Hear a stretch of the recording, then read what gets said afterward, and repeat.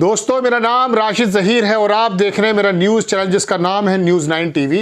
राहुल गांधी ने एक ट्वीट किया और शायद पहली बार अपने लोगों पर, जो कांग्रेस से मैं समझता हूं नाराज़ होकर के या कुछ लोगों की ज़बानी गद्दारी करके बाहर जा चुके हैं या अंदर भी हैं लेकिन गद्दारी वाली बातें करते हैं, उन तमाम नेताओं के बारे में राहुल गांधी ने कुछ कहा, ट्वीट किया, वो मैं आपको बताऊंगा। दूसरी बात दर्शकों, बात यह है कि आखिरकार राहुल गांधी की वो यात्रा जिसको कहते हैं कि भारत जोड़ो यात्रा थी, उसने विपक्षियों के अंदर भी एक ऐसी इमेज राहुल गांधी की बना दी है जिससे उन्हें लगता है कि कांग्रेस दोबारा से शायद देश को लीड करने लगेगी। वरना इस यात्रा से पहले राहुल गांधी को भारतीय जनता पार्टी के ऊपर ऐसा आरोप लगता है कि वो पप्पू बना दिए गए थे, लेकिन उससे पहले राहुल गांधी इतने ज़्यादा मुखर और इतने ज़्यादा लीडिंग रोल में नज़र नहीं आते थे। विपक्षी नेता भी इस बात को कहने लगे हैं, लेकिन क्या शरद पवार के बोलने से और बाकी जो कांग्रेस के नेता हैं जो इधर उधर चले गए हैं, किसी भी कारण चले गए हों, उनके बोलने से कुछ फ़र्क पड़ता है? अब राहुल गांधी ने उन पर किसी प्रकार का एक हमला किया है। आप देखेंगे दर्शकों, राहुल गांधी ने ट्वीट किया, आपकी स्क्रीन पर खबर है। राहुल गांधी ने एक्चुअली नाम तो अडानी का लिखा है, आपकी स्क्रीन पर है। लिखते हैं राहुल गांधी कि सच्चाई छुपाते हैं इसलिए रोज़ भटकाते हैं।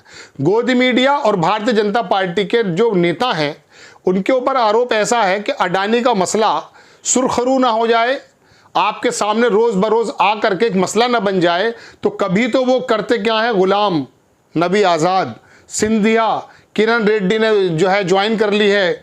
और आगे लिखते हैं ये हेमंता बिस्वा किस तरह से मुखर हैं। ये सब लोग वो हैं जो पहले कभी किसी ज़माने में कांग्रेस में थे। और अनिल एंटनी, अभी एक एंटनी के जो लड़के हैं वो भी गए। हालांकि मैं आपको दर्शकों अगर शुरुआत में आपसे कहूं, राहुल गांधी ने आगे लिखा कि सवाल वही है, अडानी की कंपनियों में 20,000 करोड़ रुपए बेनामी पैसे किसके हैं। राहुल गांधी का इस ट्वीट का मतलब यह है कि आप कभी तो गुलाम नबी आज़ाद को लेकर आ जाते हैं, कभी सिंधिया को आगे कर देते हैं, कभी किरण रेड्डी का कांग्रेस छोड़ करके भारतीय जनता पार्टी का ज्वाइन कराना ऐसा बताते हैं कि जैसे सबसे बड़ा मसला यही है, कांग्रेस बिखर गई है। उन्होंने राहुल गांधी ने अपने सवाल पर रहते हुए कहा कि ये बताइए कि वो 20,000 करोड़ रुपया जो अडानी को उसमें लगा था वो किसका है। इसका जवाब भारतीय जनता पार्टी नहीं दे रही, लेकिन इसी के साथ साथ राहुल गांधी ने किया यह है कि जो उनके अपने लोग थे उन पर भी हमला किया है।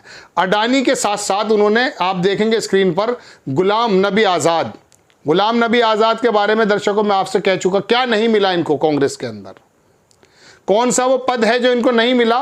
लेकिन अब अगर आप ये चाहते हैं कि नहीं हमें तो अध्यक्ष बनाया जाए, हमें तो प्रधानमंत्री बनाया जाए, तो सीमाएं तो कहीं ख़त्म नहीं होती। सिंधिया, जब दुनिया कोरोना के टाइम में परेशान थी, उस ज़माने में मध्य प्रदेश की सरकार को गिराने के बाद किस प्रकार से भारतीय जनता पार्टी की सरकार बनाई, और अब राहुल गांधी के बारे में और उनके परिवार के बारे में क्या कहा जाता है।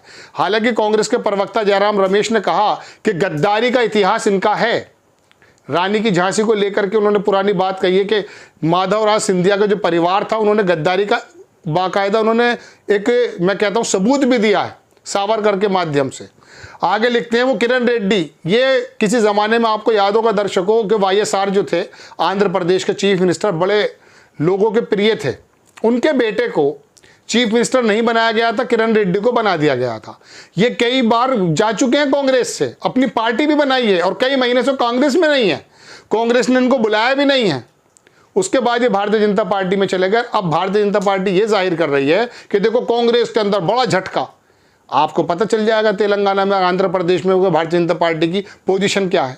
आगे लिखते हैं ये हेमंता बिस्वा किस कदर एग्रेसिव बोल रहे हैं और भ्रष्टाचार पर बोल रहे हैं। कितने इनके ऊपर मुकदमे, वो ईडी और सीबीआई के मामले थे, आपको मालूम है जब ये वहाँ पर हुआ करते थे, लेकिन जैसे भारतीय जनता पार्टी के पास गए सारे मुकदमे ख़त्म है, क्लीन चिट भी मिल गई होगी।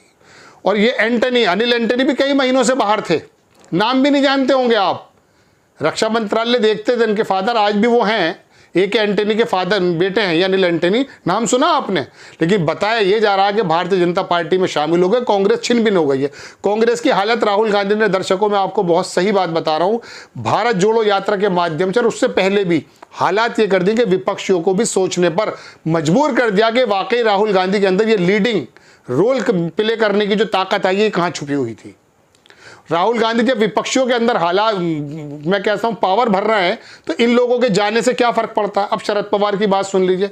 शरद पवार जी के बारे में, हालांकि दर्शकों, शिवसेना के जो वो सामना का अखबार चलाते हैं, जो अभी जेल भी गए थे, उन्होंने कह दिया कि गठबंधन में कोई प्रॉब्लम नहीं है। अडानी का और शरद पवार का दोस्ताना पहले से है, दुनिया जानती है, और उनके बोलने से कोई फर्क नहीं पड़ता। लेकिन गोदी मीडिया ने, मैंने आपको कल भी वीडियो में बताया था, बताया इस तरह से जा रहा है कि शरद पवार ने गोया के कोई गीता के ग्रंथ पढ़ दिए हों, अब जो है कांग्रेस खत्म हो जाएगी। ऐसा कुछ नहीं है, ये सब अडानी के मुद्दे से हटाने के मामले हैं। इसी वजह से राहुल गांधी का अटैक भी है और इनडायरेक्ट वे में अटैक है कि उन्होंने अडानी का नाम लिखा। मैं दोबारा स्क्रीन पर लगा देता हूं। गुलाम नबी आज़ाद का जिक्र हो, या सिंधिया का जिक्र हो, या किरण रेड्डी का, या हेमंत बिस्वा का, या ये अनिल एंटनी का, लिखते हैं राहुल गांधी के सच्चाई छुपाते हैं, इसलिए रोज भटकाते हैं।